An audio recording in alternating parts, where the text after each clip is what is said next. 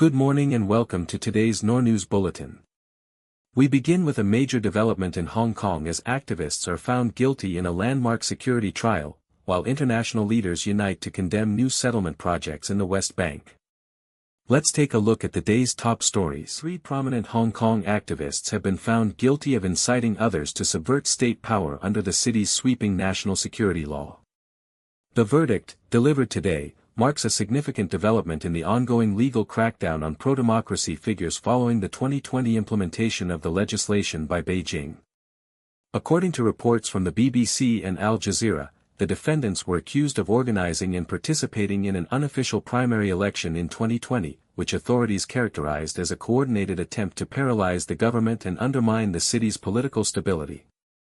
The trial, which has drawn international scrutiny, centered on whether the activists' efforts to secure a legislative majority constituted a legitimate political act or a criminal subversion of the state.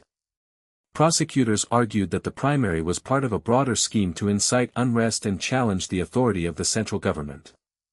Defense teams had maintained that the activists were exercising their rights to political participation and free speech.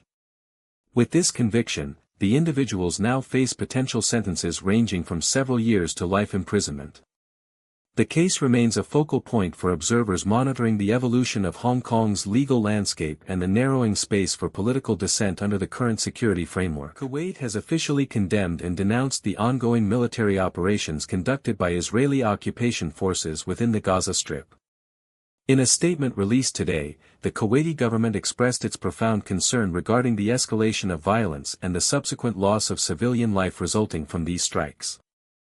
According to Q&A, the Ministry of Foreign Affairs underscored that these actions represent a clear violation of international law and humanitarian principles. The statement further emphasized the urgent necessity for the international community to intervene and fulfill its responsibilities in protecting the Palestinian people. Kuwait reiterated its firm stance in support of the Palestinian cause, calling for an immediate cessation of hostilities to prevent further deterioration of the humanitarian situation in the enclave. The government's position reflects a broader regional call for de-escalation and the restoration of stability in the occupied territories. As the situation develops, Kuwait continues to coordinate with regional partners to address the mounting civilian toll and advocate for a sustainable resolution to the conflict. This formal denunciation follows a series of similar diplomatic responses from Gulf Cooperation Council members, all of whom have urged restraint and the prioritization of civilian safety amidst the intensifying military campaign in Gaza. Tragedy in Alaska, where authorities have confirmed that all 8 people aboard a Cessna 441 aircraft have died following a crash in a remote western region of the state.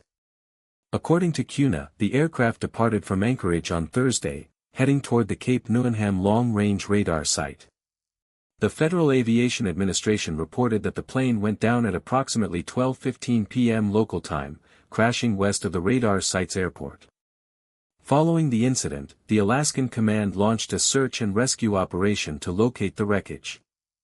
In a statement released late Thursday, the Alaskan Command confirmed that personnel from the 212th Rescue Squadron reached the site and verified that there were no survivors among the 8 passengers and crew members. Officials have stated that the identities of those on board will be withheld until 24 hours after the notification of next of kin. The crash remains under investigation by federal authorities to determine the cause of the accident. This report, sourced from CUNA, highlights the difficult conditions faced by rescue teams in the remote Alaskan wilderness. Further updates are expected as the investigation proceeds and the names of the victims are formally released by the relevant authorities in the coming days. The Panama Canal Authority is reducing the number of daily ship transits as a direct result of severe water shortages caused by the El Niño weather pattern. Officials confirmed that the historic waterway, which facilitates a significant portion of global maritime trade, will limit vessel passages to manage water levels in the Gatun Lake Reservoir. According to reports from the BBC and Al Jazeera, the ongoing drought has significantly reduced the rainfall necessary to operate the canal's complex lock system. The authority has warned that these restrictions are essential to ensure the continued viability of the route, as low water levels have forced operators to impose draft limits on larger vessels for several months. The El Niño phenomenon, characterized by the warming of surface waters in the eastern Pacific, has historically disrupted weather patterns across the region, leading to the current precipitation deficit. While the canal remains operational, the reduction in transit slots is expected to create logistical bottlenecks and increase wait times for shipping companies navigating between the Atlantic and Pacific Oceans. The authority continues to monitor climate data closely, noting that the long-term impact on global supply chains will depend on the duration and intensity of the current dry spell. Former Pakistani Prime Minister Imran Khan has been returned to Adiala jail following a series of medical examinations at a hospital in Rawalpindi. Government officials confirmed the transfer on Wednesday, stating that the former leader was moved back into custody after doctors completed the necessary health assessments. Khan, who has been incarcerated since August 2023, was briefly transported to the medical facility amid ongoing concerns regarding his health and conditions of detention. According to reports from the BBC and Al Jazeera, the government maintained that the hospital visit was a routine procedure conducted under strict security protocols. The former Prime Minister's legal team has frequently raised alarms regarding his access to medical care and the transparency of his detention environment. While supporters have staged protests calling for his release, authorities have consistently denied allegations of mistreatment, asserting that all legal and medical procedures are being followed in accordance with prison regulations.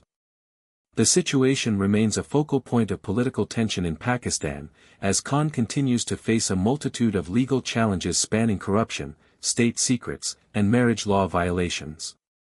His return to the high-security facility marks the latest development in a protracted legal battle that has significantly impacted the country's political landscape. A coalition of 5 Western nations, including the United Kingdom, France, Germany, Italy, and Canada, has issued a formal condemnation of Israel's latest plans to expand settlement projects within the occupied West Bank. According to the BBC, these governments have expressed deep concern over the move, which involves the development of infrastructure in areas considered strategically vital to the viability of a future Palestinian state.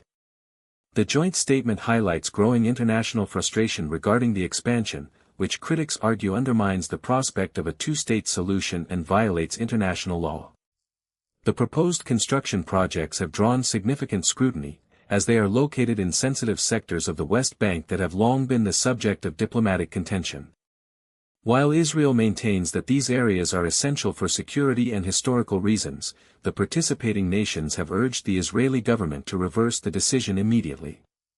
This diplomatic pressure marks a coordinated effort by these key allies to signal that the continued growth of settlements is increasingly untenable in the current geopolitical climate. The BBC reports that these countries are now calling for a halt to all unilateral actions that could further destabilize the region, emphasizing that such developments pose a direct threat to long-term peace efforts and regional security. Donald Trump's proposed economic strategy, which some analysts have dubbed an economic D-Day, faces significant questions regarding its potential impact on the Iranian economy. According to the BBC, while the former president has signaled a return to a policy of maximum pressure, Iran has demonstrated a consistent ability to circumvent existing, long-standing sanctions. Over the past several years, Tehran has successfully utilized a complex network of illicit oil sales, regional trade partnerships, and alternative financial channels to mitigate the effects of international isolation. Experts suggest that while a new wave of aggressive trade restrictions could create fresh volatility and complicate currency stabilization, the Iranian government has already institutionalized methods to bypass traditional banking blockades. The BBC notes that the effectiveness of any renewed economic D-Day strategy remains speculative, as Iran's economy has become increasingly decoupled from Western-dominated financial systems. Furthermore, the shifting geopolitical landscape, specifically strengthened ties with major non-Western economies, provides a buffer that was less robust during previous rounds of sanctions. Consequently, while the threat of intensified economic pressure is clear, the actual capacity for such measures to force a fundamental shift in Iranian policy remains a subject of intense debate among international observers and economic analysts. Thank you for joining us for this verified look at today's global headlines. We will be back with more updates soon. NoorNews, verified before published.